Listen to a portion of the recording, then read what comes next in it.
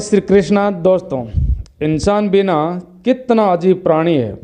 इंसान अपने मोबाइल की सफाई करना नहीं बोलता, अपने बाइक, कार, कपड़े, यहाँ तक कि अपने जूतों की भी सफाई करना नहीं भूलता, परंतु अपने शरीर की सफाई कब करेगा। अब आप सोचेंगे कि भाई हम नहाते तो हमेशा ही है, तो सफाई तो हो ही जाती है। लेकिन दोस्तों, मैं बाहर की सफाई की बात नहीं कर रहा हूँ, मैं भीतर की सफाई की बात कर रहा हूँ, पेट की सफाई की बात कर रहा हूँ। आपकी जानकारी के लिए बता दें कि वाकभट जी ने आयुर्वेदा में स्पष्ट रूप से लिखा है कि 99% बीमारियाँ वो पेट से ही उत्पन्न होती है। तो सबसे पहले ये जानना ज़रूरी है कि हमारे पेट से बीमारियाँ आखिर पैदा कैसे होती है, तभी हम समझ पाएंगे कि पेट को साफ कैसे करना है। दोस्तों, आपको इस संसार में बहुत से ऐसे लोग दिखाई देंगे जो अपनी बीमारियों के कारण दुखी रहते हैं। वो किसी वैद्य हकीम के चक्कर लगाते हैं, डॉक्टरों के पास जाते रहते हैं और फिर उनका जीवन दवाइयों पर ही निर्भर हो जाता है।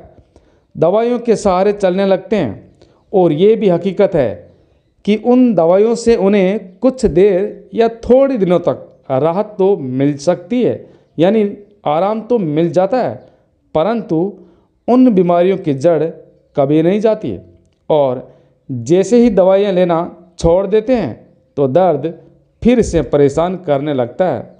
आपने कितने ही ऐसे लोग देखे होंगे, और सही में अगर देखें तो शायद आपके आसपास या आपके परिवार में भी ऐसे लोग होंगे। किसी के कमर में दर्द होता है, किसी के पैरों में, घुटनों में दर्द होता है, किसी की छाती में, तो किसी के सर में दर्द रहता है, किसी को डायबिटीज़ है, किसी को पथरी है। लेकिन दोस्तों, समझने की बात यह है कि जिस बीज से एक पेड़ बनता है, ठीक उसी प्रकार हमारे पेट में जमी गंदगी से ही हमारी सारी बीमारियां जन्म लेती है। दोस्तों, ये तो लगभग हम सभी जानते ही है कि फलों एवं सब्जियों को पचने में कम से कम 2 से 3 घंटे लगते हैं। और वहीं पर यदि हम अनाज की बात करें, जैसे गेहूं, बाजरा या फिर कोई भी और अनाज हो सकता है, तो उनको पचने में 5 से 6 घंटे लगते हैं। लेकिन अगर हम यदि बात करें मांस, मछली यानी नॉनवेज भोजन की, तो उसे पचने में 15 से 20 घंटे लग जाते हैं। अब हम जो भी खाते हैं वो किस तरह से हमारे शरीर में गंदगी के रूप में इकट्ठा हो जाता है, ये बात ज़रा बड़े ध्यान से समझना।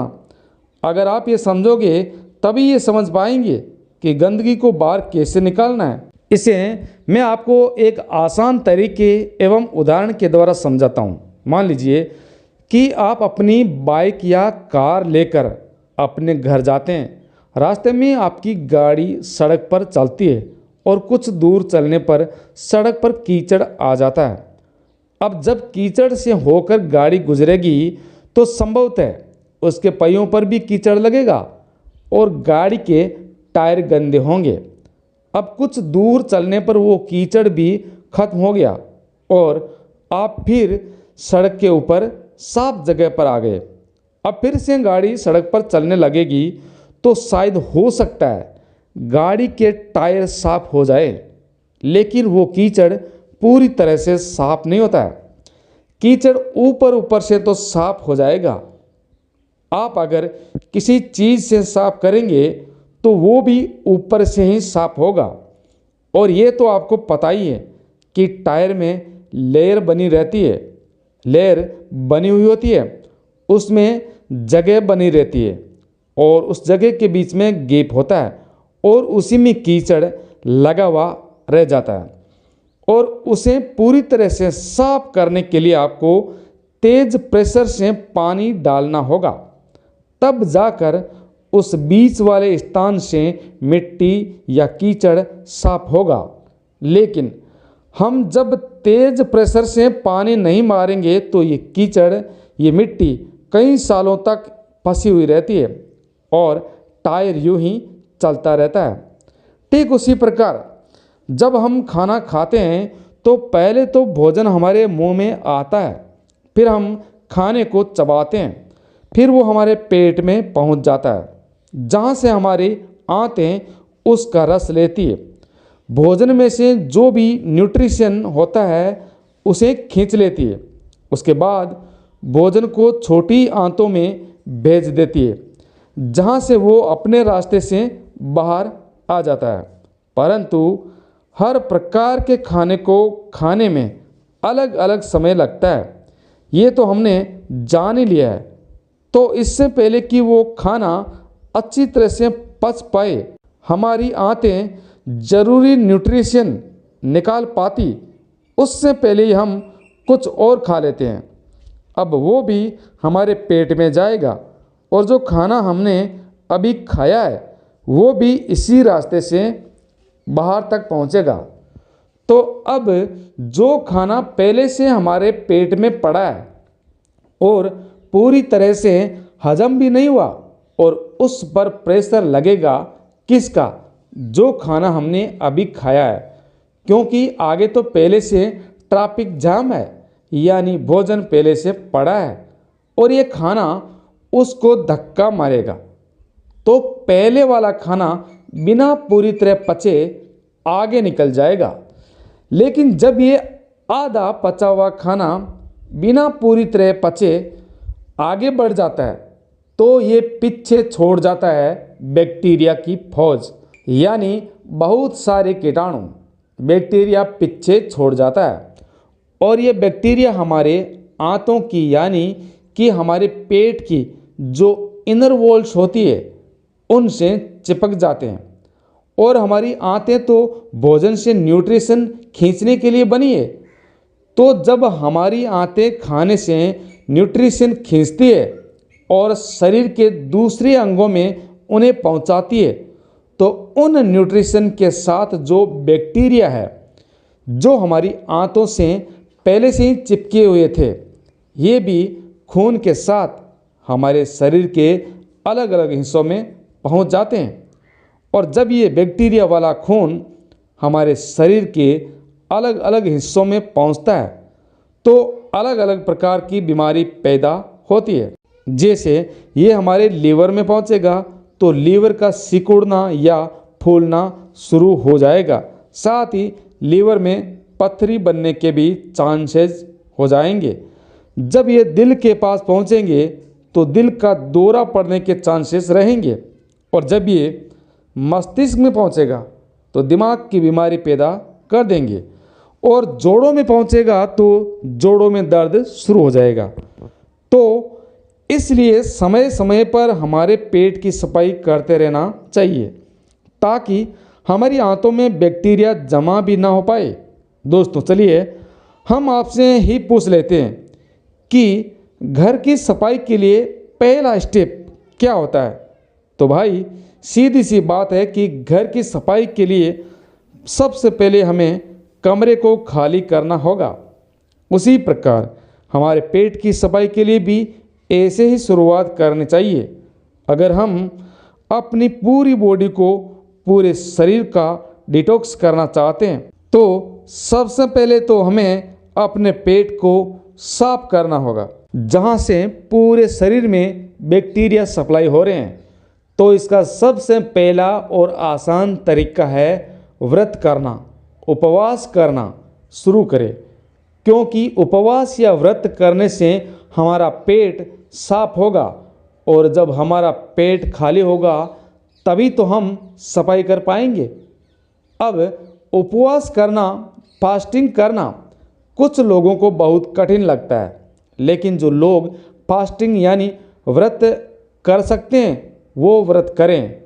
इसके लिए चाहे आप महीने में 2 बार या हफ्ते में 1 बार और व्रत करें तो आप पूरे दिन फल ही खाए या पानी अथवा जूस ही पिए। और मैं तो आपको कहूँगा कि आप सिर्फ पानी ही पिए। तो जिन भाइयों और माता बहनों को ये लगता है कि वो भूखे नहीं रह सकते, तो ऐसे लोग हल्का भोजन जो जल्दी ही पच जाए खा सकते हैं। और जब आप इस तरह का व्रत करते हैं तो जाहिर सी बात है आपका पेट तो खाली ही रहेगा। और जब आपकी बॉडी में, आपके शरीर में प्रोटीन, विटामिन्स एवं न्यूट्रिशन सही रहेंगे तो वो आपकी आंतों को सूचना भेजेंगे कि भाई आपको न्यूट्रिशन की ज़रूरत है, सप्लाई चाहिए। और हमारी आंतों के पास तो कुछ है ही नहीं, वो देगी क्या, क्योंकि हमने तो फास्ट कर रखा है।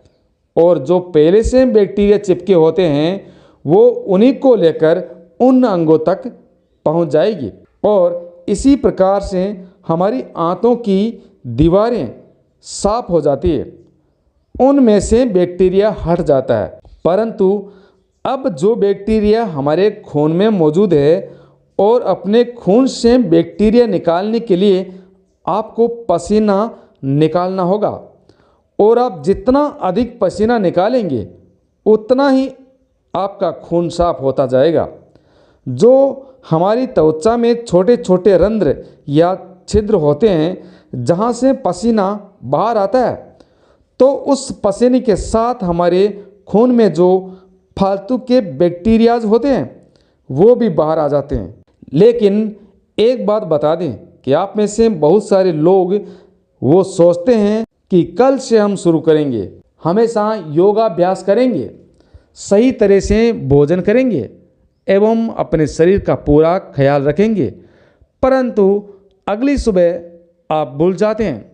देखिए, इसमें गलती मनुष्यों की नहीं है, क्योंकि आजकल की भागदौड़ भरी जिंदगी में इंसान की दिनचर्या ही ऐसी हो गई है कि कभी रात को काम करता है तो कभी दिन में काम करता है। तो अपने कार्य को लेकर व्यक्ति की कोई दिनचर्या फिक्स ही नहीं हो पाती है और इंसान भीतर ही भीतर निराश होता चला जाता है। अरे भाई, कैसे व्यायाम योगा शुरू करोगे? आपको समय तो मिलता ही नहीं, और थोड़ा बहुत मिलता भी है वो भी मोबाइल से या फालतू दोस्तों के साथ वेस्ट कर देते हो। अब बताओ कैसे अपना ख्याल रखोगे? तो दोस्तों, इसके लिए कुछ रास्ते होते हैं। यदि आप ध्यान से विचार करोगे, सोचोगे, अपना दिमाग लगाओगे तो आपको ऐसे तरीके मिल जाएंगे। इसके लिए हमें जापान के लोगों से सीखना चाहिए, क्योंकि जापान के लोगों का भी समय इसी प्रकार व्यस्त रहता है। उन्हें समय मिल ही नहीं पाता कि वो एक्सरसाइज कर ले, इसलिए वो अपने पास एक साइकिल रखते हैं। कहीं जाना हो, ज़्यादा दूर नहीं जाना हो, छोटी मोटी दूरी पर जाना हो, ऐसे काम में वो अपनी साइकिल का इस्तेमाल करते हैं। इससे हमारी थाई में यानी जंघों में जो पेलरिक मसल्स होती है उन पर बहुत अच्छा काम होता है। साथ में हमें पसीना भी निकलता है तो हमारी बॉडी भी डिटॉक्स हो जाती है और साइकिल से कोई प्रदूषण भी नहीं होता। यदि साइकिल चलाने में रुचि नहीं है तो मौका पाकर अपना कमरा बंद करो और डांस कर लो। चाहे कोई भी तरीका हो, लेकिन जायज़ है अपना लो, लेकिन शरीर से पसीना बाहर निकालो ताकि जो स्किन के छिद्र है वो बिल्कुल साफ हो जाए। और आपको पता ही है कि आजकल जितने भी फल सब्जियां हैं उन्हें पकाने के लिए या फिर उन्हें खराब होने से बचाने के लिए दवाइयों का छिड़काव किया जाता है। और जब ऐसे फलों एवं सब्जियों को हम खाते हैं तो वो पेस्टिसाइड्स हमारे शरीर में प्रवेश कर जाते हैं। तो उन पेस्टिसाइड्स की वजह से हमारे शरीर में बहुत सारे बैक्टीरियाज पैदा होते हैं, जिनसे बहुत सारी बीमारियां पैदा होती है। और इनसे सबसे बड़ी बीमारी होती है वो होती है कब्ज की, क्योंकि बहुत सारे ऐसे लोग हैं जो सुबह बाथरूम में फ्रेश होने जाते हैं तो उनका पेट साफ नहीं होता। इसकी वजह से वो पूरे दिन परेशान रहते हैं, तनाव में रहते हैं, उन्हें कुछ भी अच्छा नहीं लगता, कुछ खाने का मन ही नहीं करता। तो ऐसे लोगों के लिए त्रिफला चूर्ण सबसे अच्छी औषधि मानी जाती है। त्रिफला के नाम से ही पता चलता है कि ये 3 फलों से मिलकर बना है। आंवला, हरड़ त्रिफला चूर्ण के खास होते हैं। आंवला में विटामिन सी होता है, फाइबर होता है, और वहीं हरड़ एक बहुत ही अच्छा एंटीबैक्टीरियल होता है। जिस दिन आप सुबह सुबह नींबू पानी नहीं पीने वाले हैं, उस दिन आप त्रिफला चूर्ण का इस्तेमाल अवश्य करें। एक गिलास पानी में जो गुनगुना हो, उसमें एक छोटी चम्मच त्रिफला चूर्ण मिलाकर पी जाओ।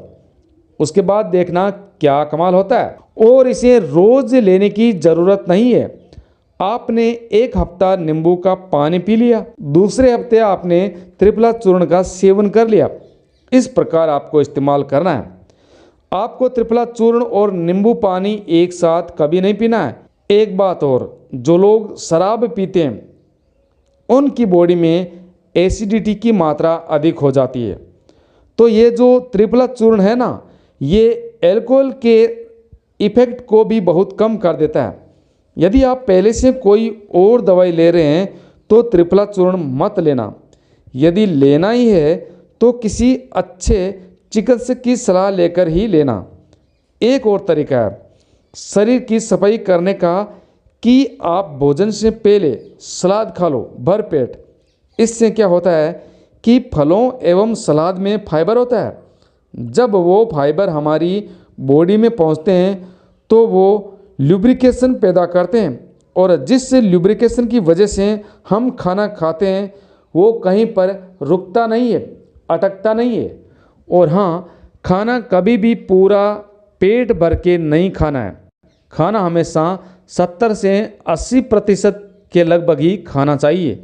20 से 30% जगह पेट में खाली रहनी चाहिए। ये सारे तरीके आपकी बॉडी का अच्छी तरह से डिटॉक्स कर देंगे। लेकिन ये कुछ तरीके सिर्फ हमारी बॉडी को ही डिटॉक्स करने के हैं। दिमाग को डिटॉक्स करने के लिए अलग अलग तरीके हैं। और आप ये ज़रूर जानते हैं कि जितना ज़रूरी बॉडी को डिटॉक्स करना है, उससे कई गुना अधिक माइंड को डिटॉक्स करने की ज़रूरत है, जो आगे हम कभी बात करेंगे। धन्यवाद।